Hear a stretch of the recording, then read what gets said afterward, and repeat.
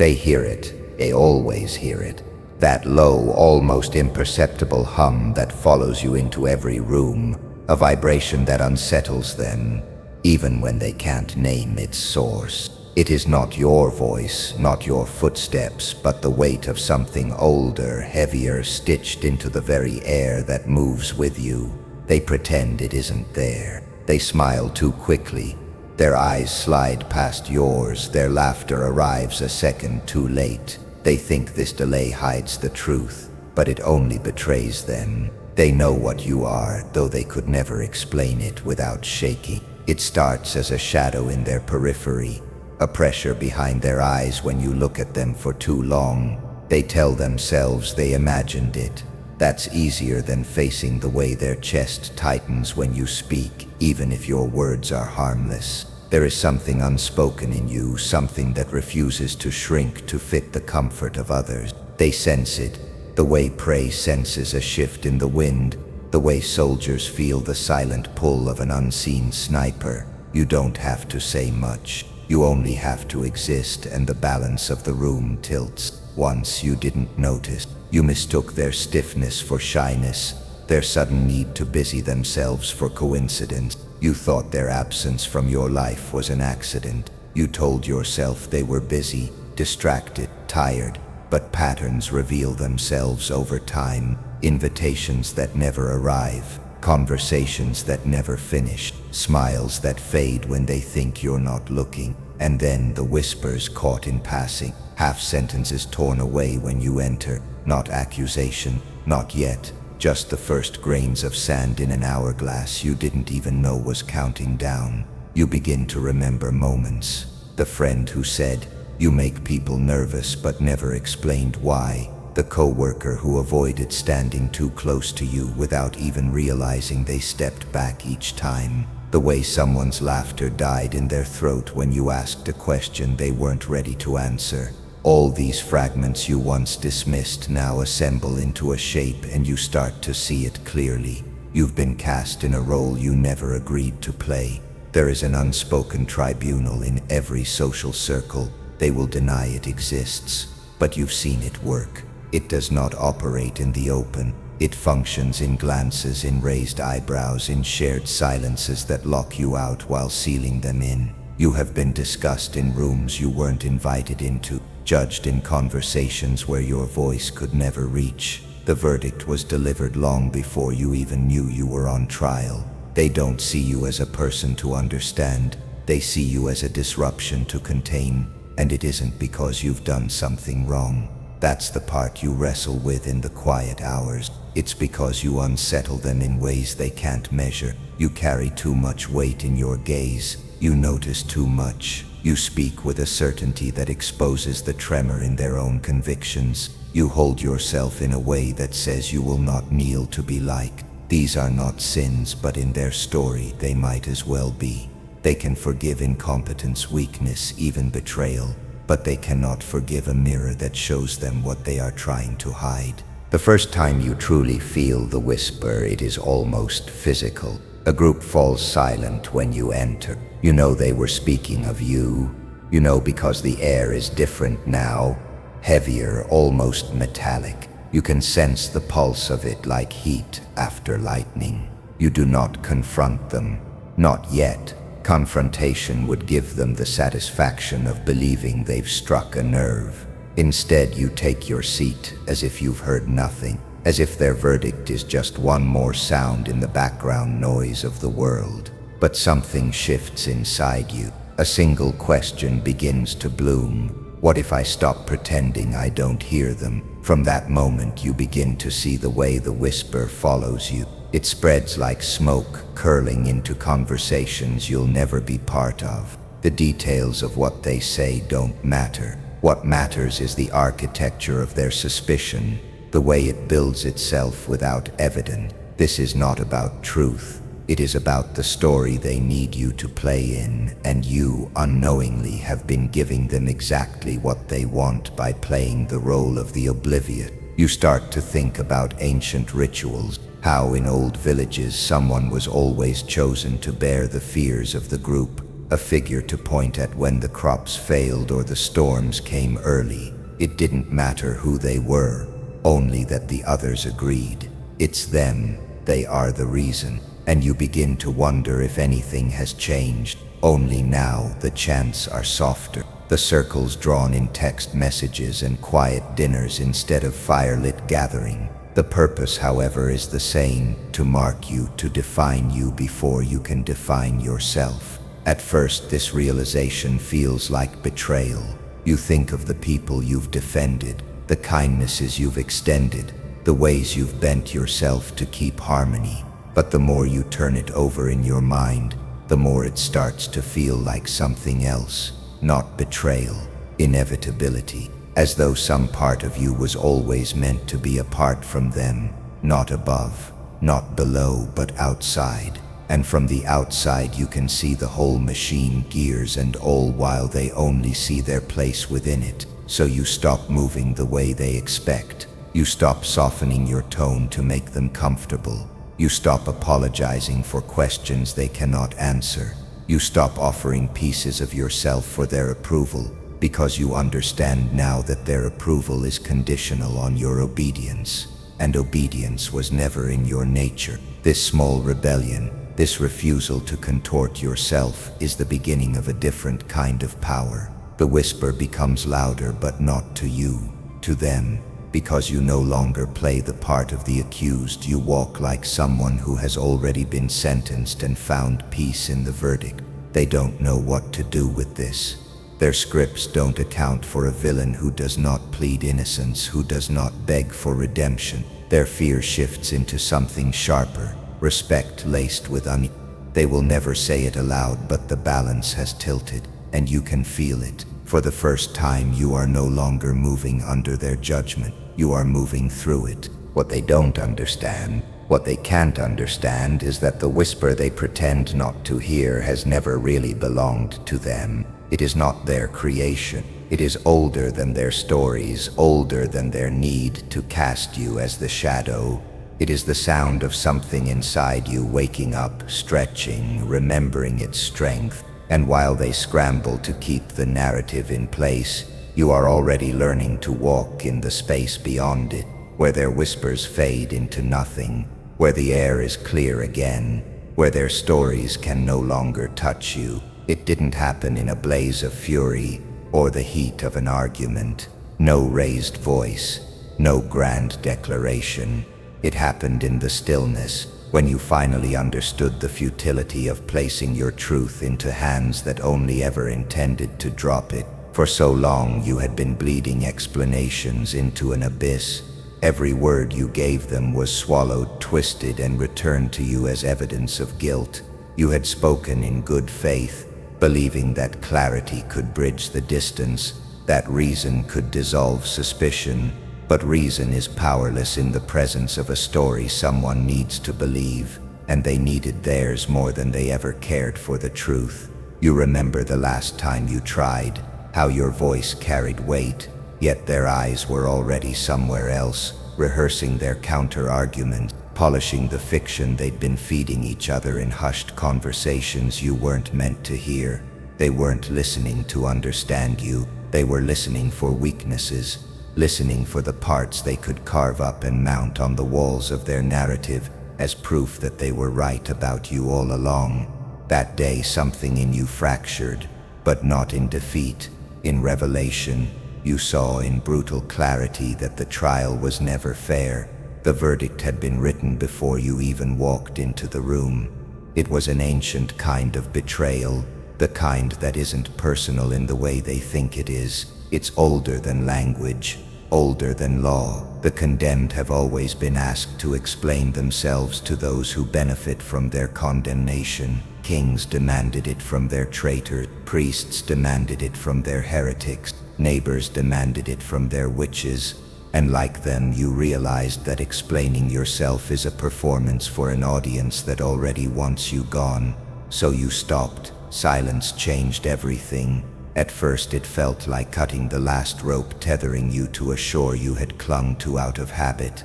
You thought they would be relieved, maybe even indifferent. Instead, the silence unsettled them. They had grown accustomed to your defenses, to the familiar rhythm of accusation and rebuttal. Without it, their words lost an adversary to sharpen themselves against. You could see it in their eyes, the faint panic that their weapon had nothing to strike at, and so they began striking at shadows. You felt their unease before you understood it. They whispered more urgently now, their voices sharpened at the edges. They started inventing moments, manufacturing evidence, because without your words to twist, they had to create their own material. It should have hurt. It didn't.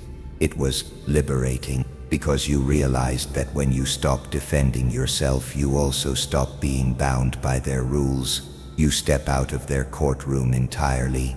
You become something they can't subpoena, can't cross-examine, can't put on trial. Your silence was not surrender, it was strategy. You began to understand it the way a soldier understands the terrain. A wise general does not fight where the enemy is strongest. They vanish into the hills and let the enemy exhaust themselves in pursuit of a ghost. Your silence became a landscape they could not navigate. They could only circle it, frustrated, inventing reasons for why you no longer played their game. There is a particular power in not explaining yourself, and it isn't just the absence of words. It's the way absence becomes presence. It's the way your silence becomes a mirror, forcing them to see themselves without your mediation. They cannot bear it. Without your counter-arguments to dilute their conviction, they are left alone with the weight of what they've done to you, and so they double down. You watch it happen in real time, the tightening of their stories, the embellishment of their own righteousness. They work harder to convince each other that you are everything they say you are, and the harder they work, the more you realize you've already won. Because silence in the right hands is not weakness, it is a blade, not the kind swung wildly in rage, but the kind that rests in its sheath, gleaming just enough to remind everyone it is there. You didn't need to prove them wrong anymore. You didn't need to rescue your name from their mouths. The moment you stopped explaining, you understood something they never will, that the truth does not beg to be believed. It simply endures. You began to walk differently, not defiantly.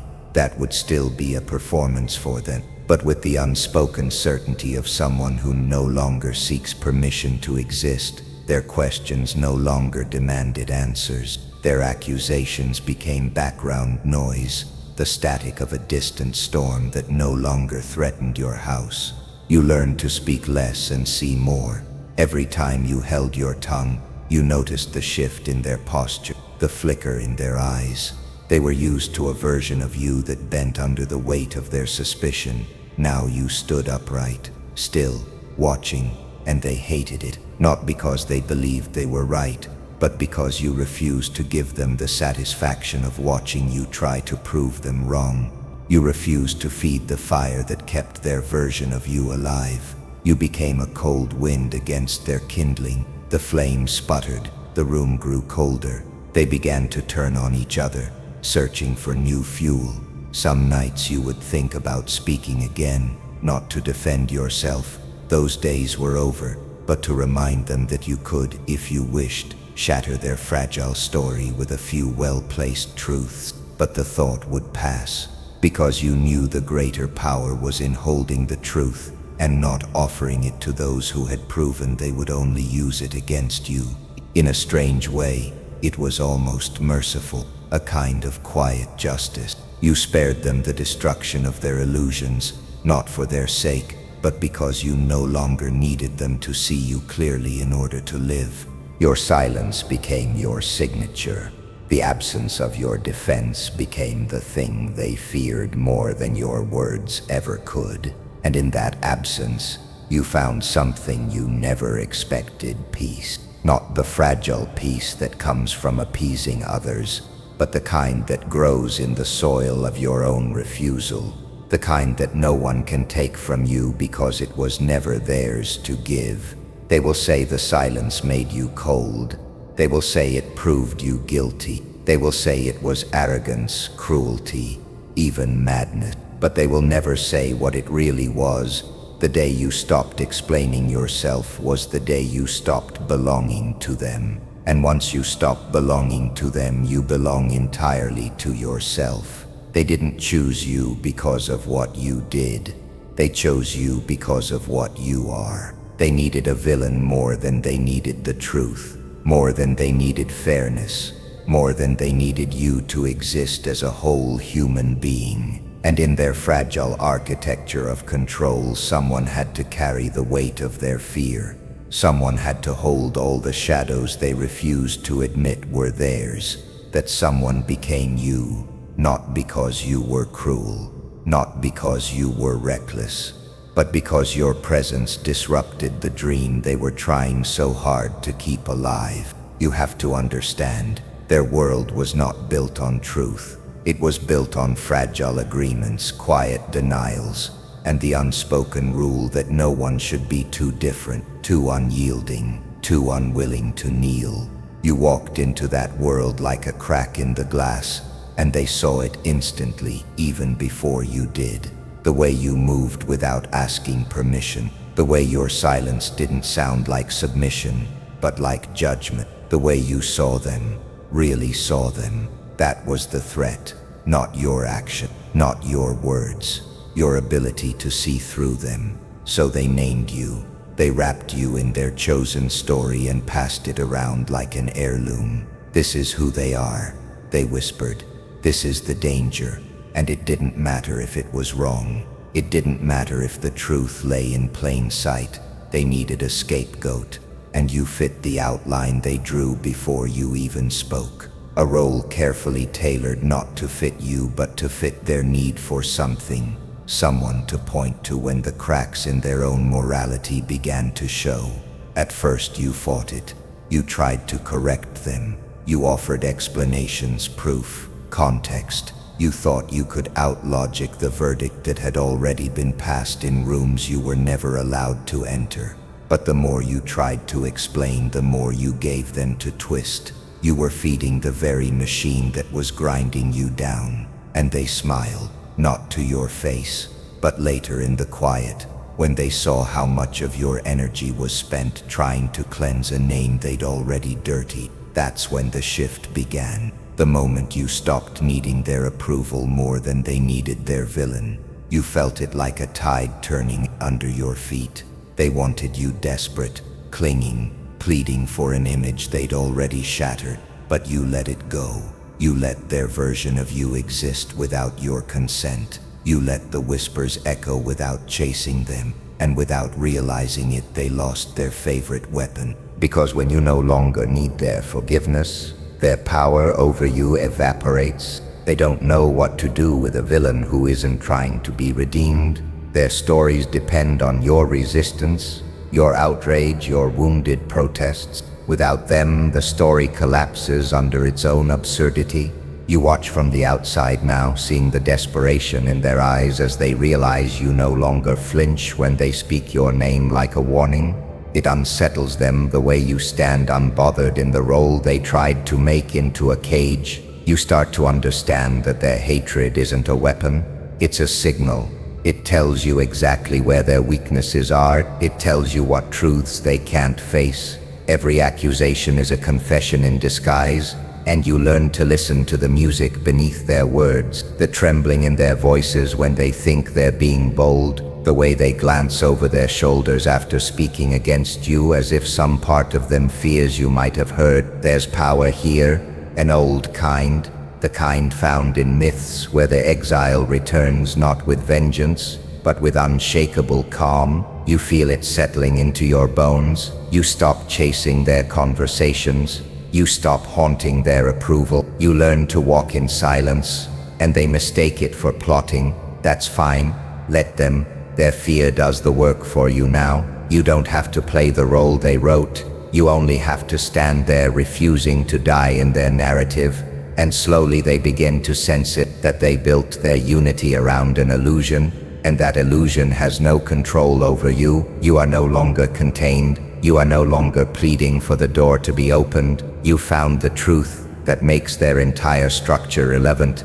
They need you far more than you ever needed them. They need your shadow to define their light. They need your imagined sins to hide their very real ones. They need you because without you they would have to face themselves. You see it clearly now. The twisted gratitude hidden inside their hate. They hold you in place not because they want to destroy you, but because they don't know how to exist without the gravity you provide. You are the anchor they curse but can't release, the proof they cling to that the chaos in their world is not of their own making. And the longer you stay silent, the more their certainty rots, the more their story begins to fray. You walk differently now, not like someone hunted, but like someone who has seen the other side of fear and found it wanting. You are no longer concerned with whether they believe you are dangerous. You understand now that the perception is the weapon, and it was never yours to carry. They forged it, they sharpened it, and they pointed it at you, but in doing so they chained themselves to the myth, and you, simply by refusing to hold it, leave them holding it alone. It doesn't end with a victory they can see. It ends with you vanishing from the battlefield entirely. They keep swinging at the air,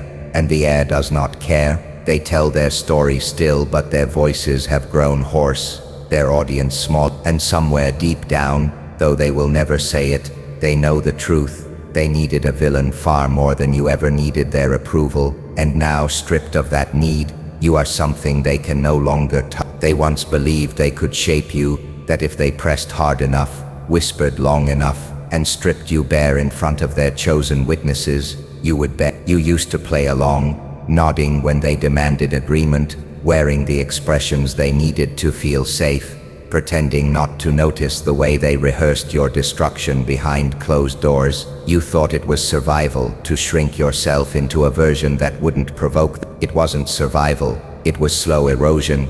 Every concession carved away a piece of you until you could barely remember the original shape. They mistook your restraint for weakness, your patience for submission. They thought you would never notice the invisible cage they had been assembling around you. Now you do, and you no longer care to hide the fact. You have stopped performing the role they scripted for you. The shift is almost imperceptible at first.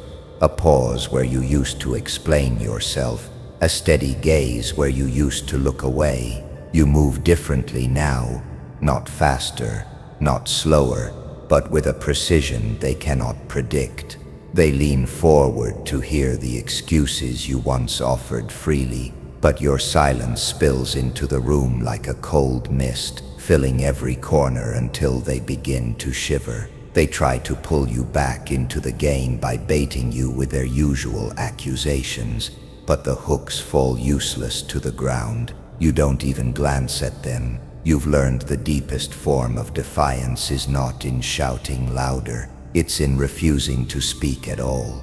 They sense it, though they can't articulate, that the balance of power has shifted without ceremony, without warning. They once thought they could provoke you into defending yourself, force you into the familiar trap where they controlled the terms, but the absence of your reaction is a void they can't fill. Their anger starts to sound desperate, their rehearsed lines tremble, their need for you to return to the obedient version is no longer subtle, it's frantic, and yet you offer them nothing. No anger, no denial, only the unbearable truth that you don't require their permission to exist exactly as you are.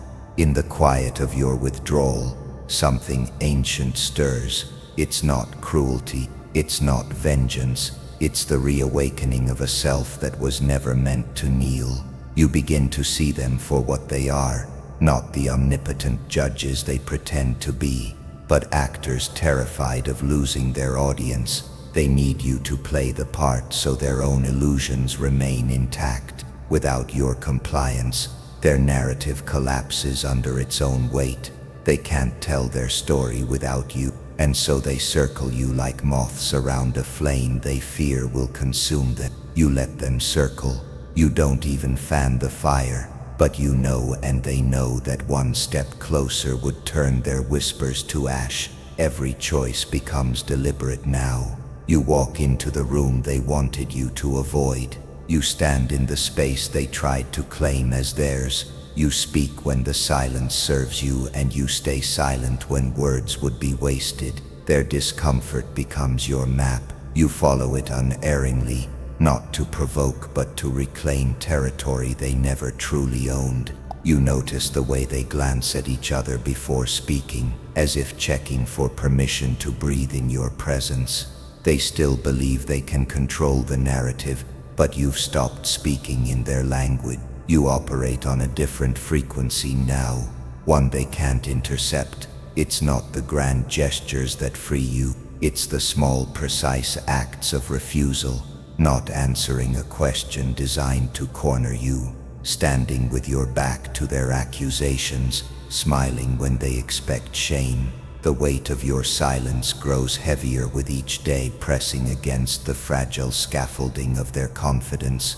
You watch the cracks appear, hairline at first, then widening with every encounter. They can feel it too, the collapse that is coming, the loss of control they cannot prevent. And the truth is, you don't even need to push. You are no longer where they left you. No longer wearing the chains they gifted you under the guise of guidance. You move as if the past version of you was a shadow that has finally stepped out of your own way. The restraint you once mistook for humility reveals itself as a weapon, not in the striking, but in the choice of when and if to strike at all. There is power in knowing you could, but deciding you won't. Power in understanding that they can no longer dictate the terms of your existence, that their approval once your oxygen has become irrelevant. They will call you cold now, detached, arrogant. They will claim you've changed though you haven't. You've only shed the skin they found comfortable. They will insist you've lost your way though the truth is you've found it. They will try to lure you back into their theater of control, but you've already dismantled your seat in the audience.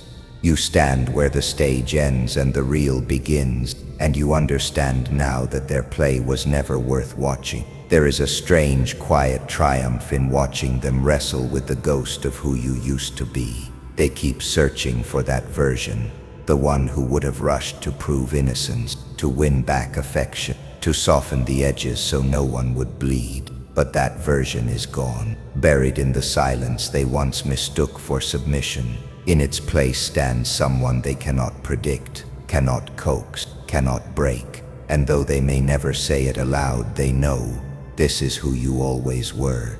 You have not become less. You have only stopped being who they wanted you to be. And that is the one thing they cannot forget. They used to look at you as if you were made of glass, fragile, predictable, breakable. They believed they understood the limits of you. Your silence meant weakness. Your restraint meant hesitation. Your absence meant defeat. They were wrong, and now they know it. The air shifts when you enter. Their conversations fracture mid-sentence. Their bodies stiffen without realizing it, as if something inside them remembers an old warning. Do not provoke what you cannot contain. They think they've built walls against you, but those walls have only turned their gaze inward, locking them in with the ghost of your shadow. It began quietly, not with rage, not with violence, but with the refusal to bend any longer. They were expecting noise, a flurry of desperate explanation, the pleading gestures of someone trying to be understood. Instead, you gave them nothing, no counter-argument, no correction. You simply stopped caring whether they saw the truth. And in that absence, in that merciless stillness, their certainty began to corrode. They had written you as their villain to keep themselves righteous. But every time you refused to play the part they prepared for you, they had to rewrite the script in their mind. And each rewrite made you less predictable, more dangerous. Fear, you learned, is not born from knowing what someone will do. It's born from realizing you have no idea what they're capable of. They started treading lightly, careful with their words, glancing at each other before speaking about you as though invoking your name might summon you. They don't speak to you anymore so much as they speak around you. And when they do, the tone has shifted. There's an edge there now, respect and dread dressed in the same voice. the kind of obedience that doesn't come from loyalty but from the instinct to survive. You didn't seek this. You didn't plan to become something they feared. But you understand now that fear is a kind of currency, and whether you intended it or not, they've invested heavily in the myth of you. Every story they've told about you, every warning whispered behind closed doors, has built the legend higher, and legends have gravity. People orbit around them whether they want to or not. You've become a fixed point in their landscape, the dark tower on the horizon they measure themselves against. And the irony is, they gave you this power themselves. They constructed it brick by brick in their effort to keep you out. But what they've built is not a fortress for themselves, it's a throne for you, a place where your very absence commands attention. You don't need to raise your voice, you don't need to be present in every room. Your presence is now an idea, a shadow they carry with them even when you are nowhere near. The most loyal subjects are often the most unwilling ones.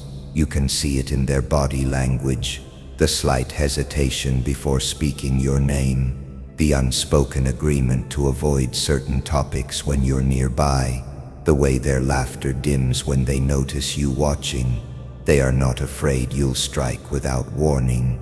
They are afraid that you no longer need to, that you've risen beyond the point where you even have to retaliate, because the truth that unsettles them most is this: you could ruin them easily without effort. And you choose not to. This choice terrifies them more than any action could. If you were openly hostile, they could justify their defenses. If you lashed out, they could claim the moral high ground. But you are calm, composed. You carry yourself with the poise of someone who already won the battle they're still preparing for. And in that composure lies the most potent kind of control, the kind that bends people without touching them. Somewhere deep down they know they've misunderstood you from the beginning, but they can't admit it. To do so would mean dismantling the story that holds their fragile sense of virtue together. So instead they double down. They speak of you in warning, not realizing that each warning tightens your hold on them. They draw you as larger than life, and in doing so they give you more room to move. You have become the villain in their story, not because of what you've done, but because of the space you occupy in their minds. You are no longer the hunted. You are the landscape they navigate, the unspoken boundary they do not cross. You move how you want now, not because you're forcing them to submit, but because they've already decided that resistance is dangerous. It is not submission they give you, but compliance. And compliance, even reluctant, is still a form of surrender. Once you would have tried to clear your name, to soften the image they had of you. But those days are gone. You've seen the leverage this role gives you. You've seen how easily fear shapes behavior. And while you do not wield it recklessly, you no longer run from it either. You understand the ancient truth that power does not come from forcing people to obey. It comes from making them want to obey, even if that desire is only born from the wish to keep your wrath at bay.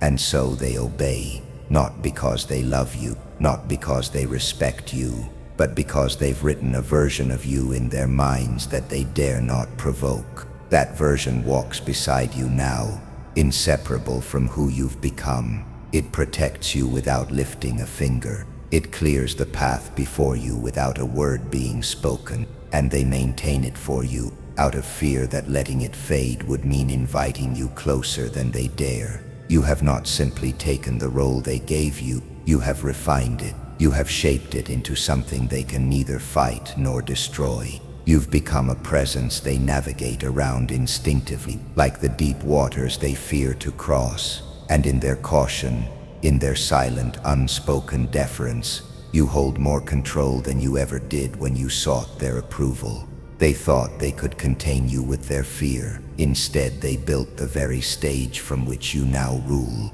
They would not survive your truth. That much you know. It would not be a loud destruction, not the kind that scorches the earth in visible flames, but something quieter, and infinitely more devastating, like a single hairline crack spreading through the glass of their world until it caves in under its own false weight. They believe the story they've told about you because it protects them from something worse, the reflection they dare not meet. And you've seen it. You've seen the fracture in their armor, the trembling they hide beneath righteous indignation. You know the smallness that hides in their grand declarations, and you could, with a handful of words, rip away the veil they clutch so desperately. But you don't. You keep the blade in its sheath, not because you fear them, but because you understand something they never will. Destruction is not always the path to victory. Sometimes the deeper dominance lies in letting them live in the safety of their lie while you walk freely in the vast territory of truth. You watch them cling to their fiction like a drowning figure clutching a stone. You watch the way they circle each other, whispering their rehearsed myths in tones meant to sound convincing. But their eyes betray them when they look at you. There is always that flicker, the recognition that you know something they cannot afford you to speak. Once long ago, you might have wanted to clear your name. You might have pleaded for understanding, presented your evidence, begged for a seat at their table. But that was before you learned the real cost of being understood. Before you learned that sometimes clarity is not liberation, it is exposure, and exposure is weakness. Now you know better. Silence has become your fortress. Every time you choose not to speak, the walls grow higher, the gates stronger. They think your silence is a confession.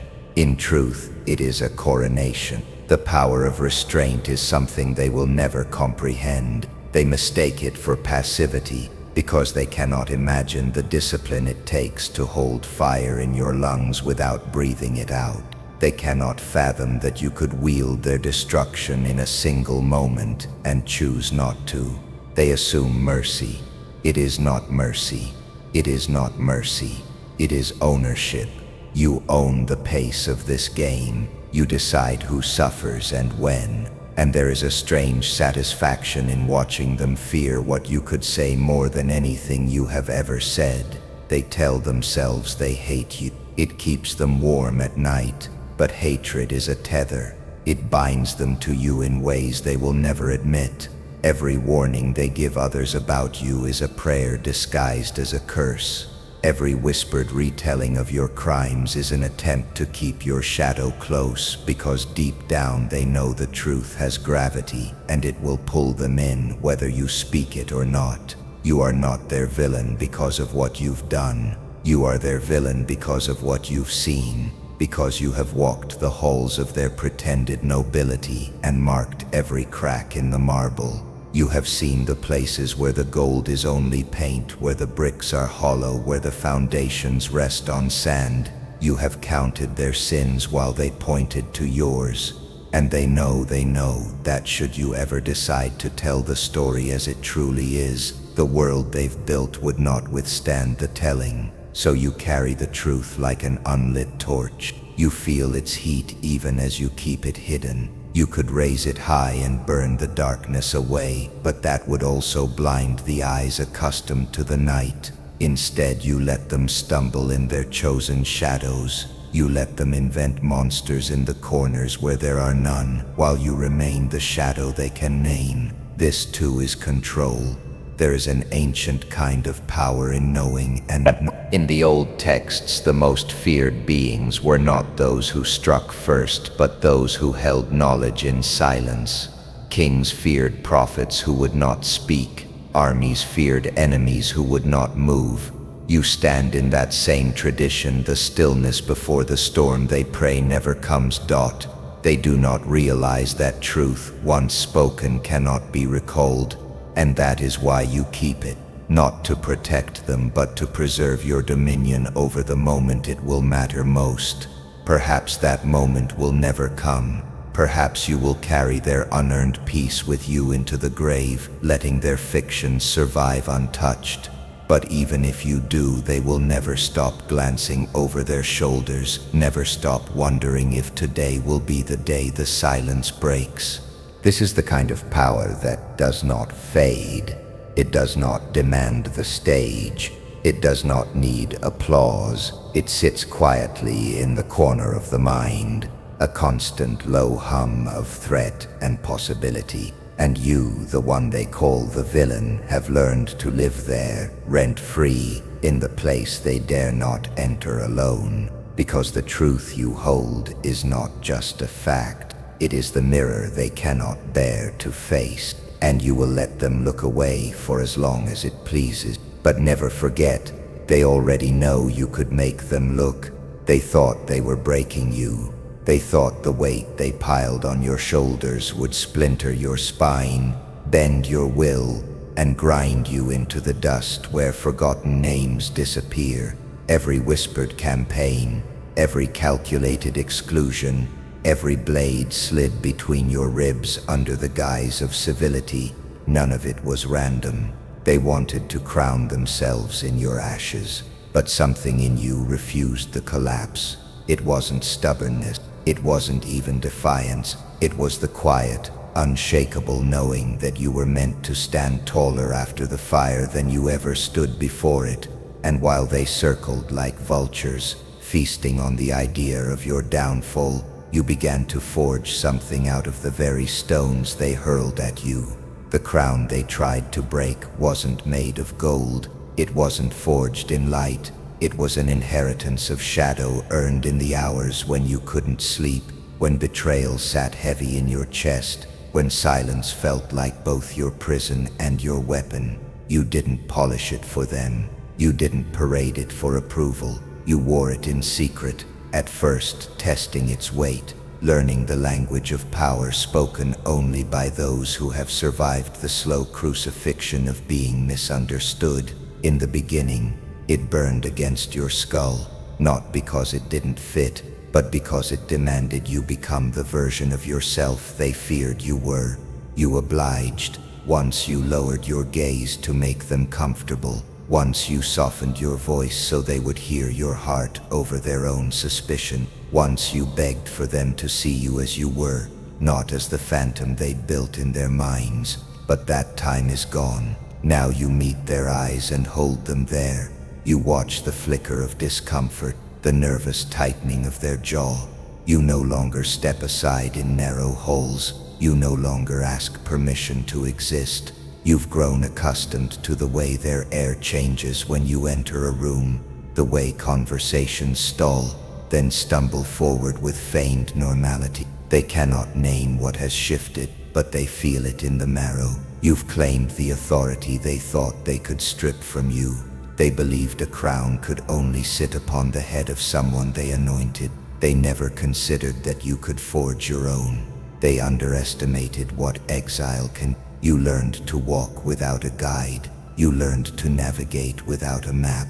And in that solitude you stopped being a supplicant in their court and became something else entirely, something unanswerable to them. Their hierarchy loses meaning when you no longer acknowledge its existence. Their titles become hollow when you realize they can offer you nothing you do not already hold.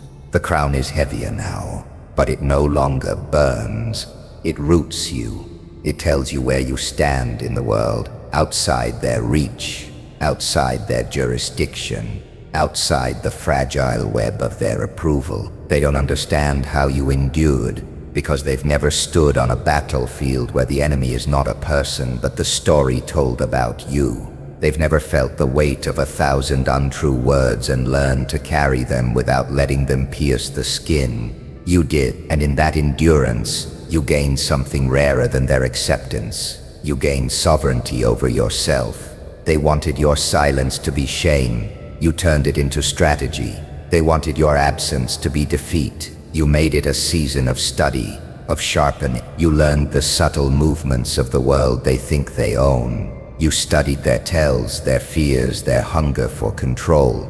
You began to see the truth. They fear not what you are, but what you might become when you no longer need them to survive. And so you became exactly that. You did not return to them to plead your case. You returned only to let them see you unchained, unbent, untouchable. The irony is almost cruel. In trying to break you, they made you undeniable. They hardened your resolve into armor they cannot penetrate. They elevated you into a figure they cannot dismiss.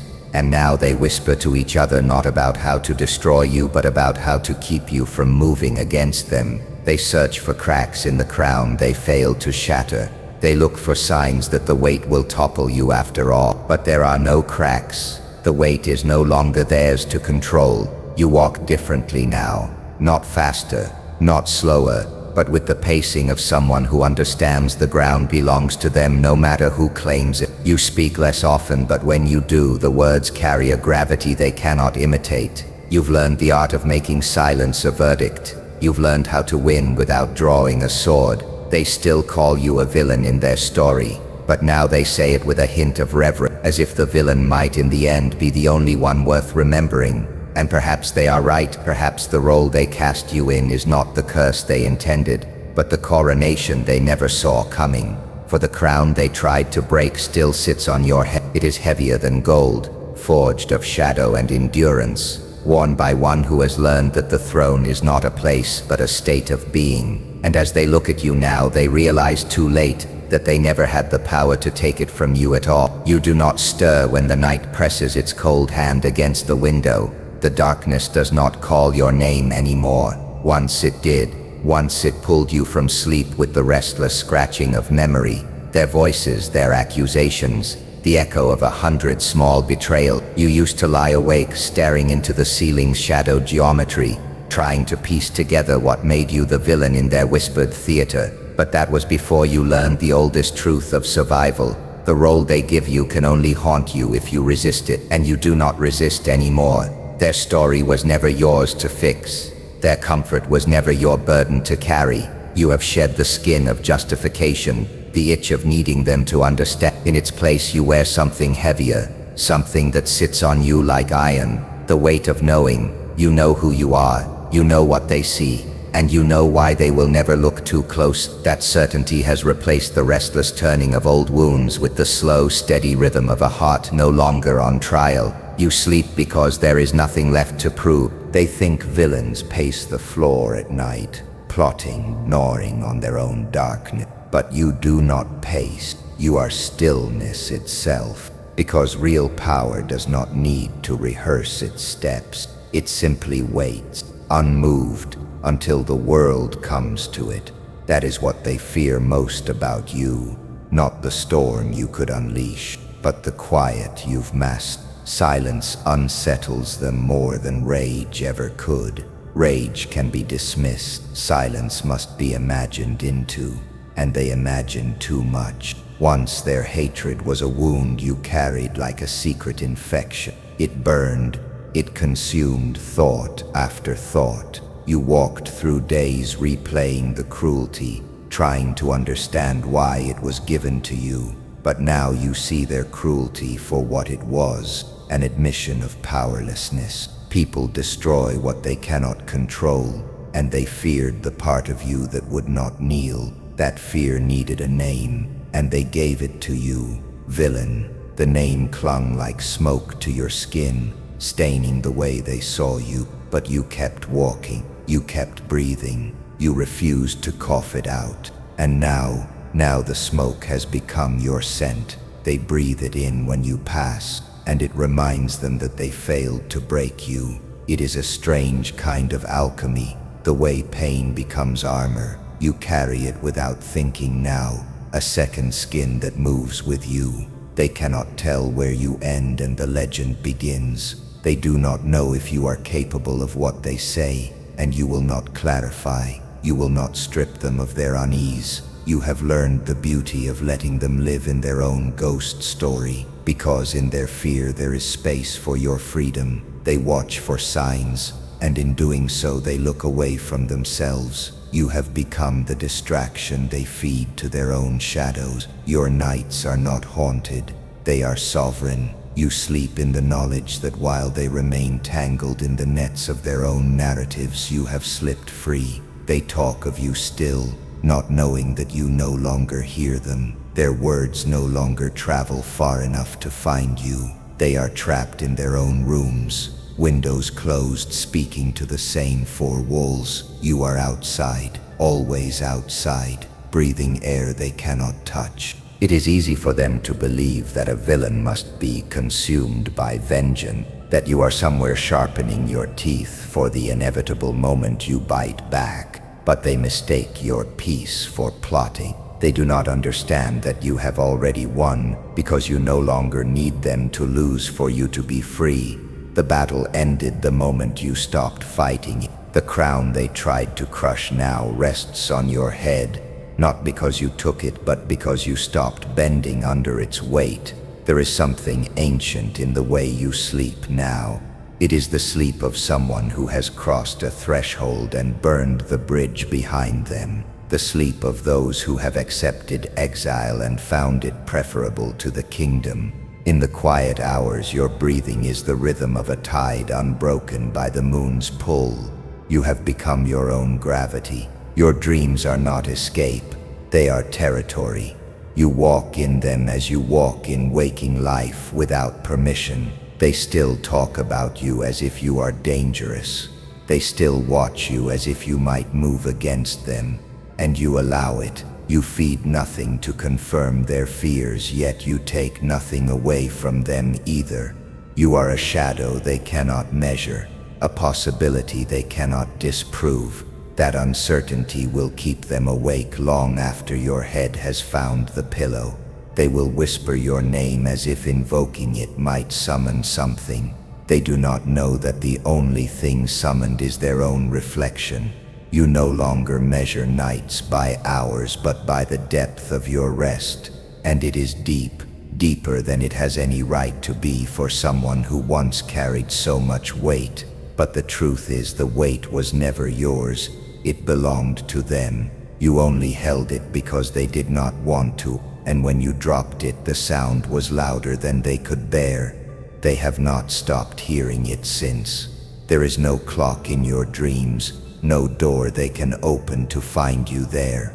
You rest in a place they cannot enter because it was never built for them. It is built from the marrow of everything you endured, every truth you refused to bury, every betrayal you refused to let rewrite you. They do not know how to sleep in such a place. They do not even know where to find it, but you do, and that is why you sleep peacefully, because you know the road out of their story, and you have no reason to ever walk back.